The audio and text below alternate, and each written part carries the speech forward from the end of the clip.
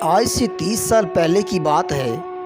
ہمارے گاؤں میں ایک گورکن رہتا تھا جو اب فوت ہو چکا ہے۔ نام اللہ بچایا تھا۔ مضبوط جسم اور بڑی بڑی آنکھیں جن میں نور ہی نور بھرا ہوا تھا۔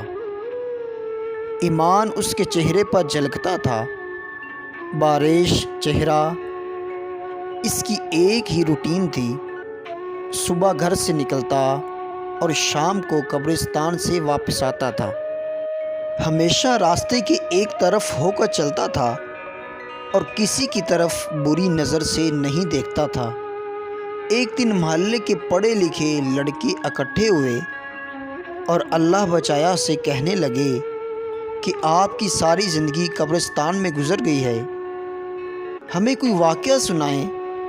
یہ سن کر اللہ بچایا سنجیدہ ہوا اور لمبی سانس لی اور کہنے لگا، آج مجھے 27 سال ہو گئے ہیں، میں قبریں بنا رہا ہوں۔ میرے ساتھ ایک ہی واقعہ گزرا ہے۔ گرمیوں کی دوپہر تھی۔ کچھ لوگ میرے پاس آئے کہ بابا جی قبر بنانی ہے۔ میں نے پوچھا کہ آدمی ہے یا عورت ہے، تو انہوں نے بتایا کہ عورت کرنٹ لگنے کی وجہ سے فوت ہو گئی ہے۔ وہ لوگ یہ کہہ کر چلے گئے۔ میں عموماً اکیلا ہی قبر بناتا ہوں۔ میں نے سخت گرمی میں قبر بنانا شروع کر دی۔ دوپہر 2-2:30 بجے تک قبر مکمل ہو گئی۔ قبر کو تقریباً مکمل کرنے کے لیے میں نے قبر کے اندر چھلانگ ماری تو مجھے ایسی آواز آئی جیسے کوئی شیشے کی چیز ٹوٹ گئی ہے، اور بس پھر خوشبو ہی خوشبو پھیل گئی اور قبر ٹھنڈی ہو گئی۔ میں قبر میں ہی لیٹ گیا۔ باہر سخت گرمی تھی، اندر قبر ٹھنڈی اور خوشبو سے بھری ہوئی تھی۔ اس سے میری روح تک خوش ہو گئی۔ میں حیرانی اور دہشت سے خاموش رہا۔ مغرب کے بعد جنازہ آ گیا۔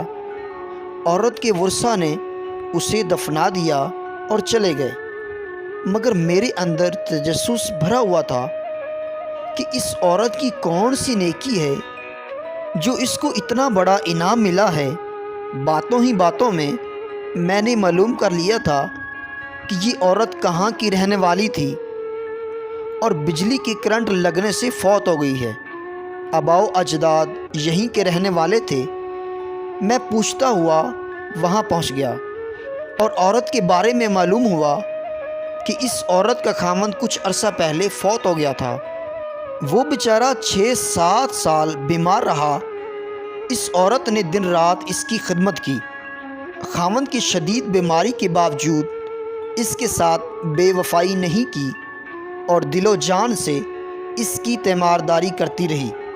باوجود غربت کے اس کو محنت مزدوری کر کے کھانا کھلاتی رہی اور اپنے جذبات کو اپنے بیمار خاوند پر قربان کر دیا۔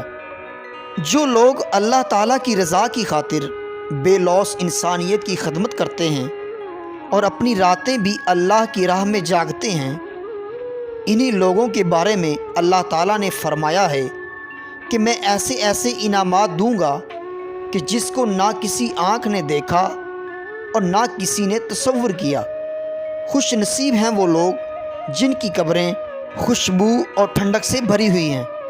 دعا ہے کہ اللہ تعالیٰ ہمیں اور سب مسلمانوں کو بخش دے اور آخرت میں ٹھنڈک عطا فرمائے، آمین۔